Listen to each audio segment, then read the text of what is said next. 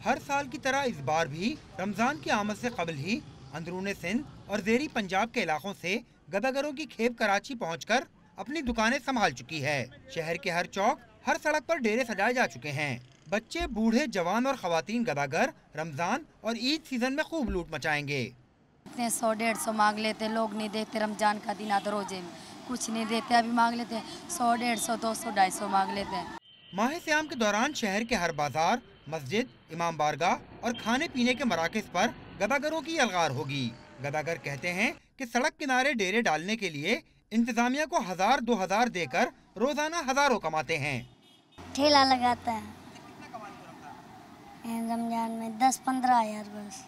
ठेले लगाते हैं, कोई गुब्बारा बेचते हैं, ठेले लगाते हैं, उधर कमाई नहीं है। हाँ, इसलिए कमाने आते हैं। एक महीना कमाते हैं, फिर चले जाते हैं।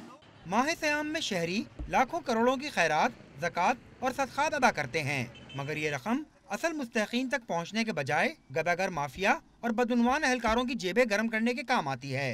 कैमरामैन नादिर एहसान के साथ सैयद ज़ीशान अहमद, डॉन न्यूज़, कराची।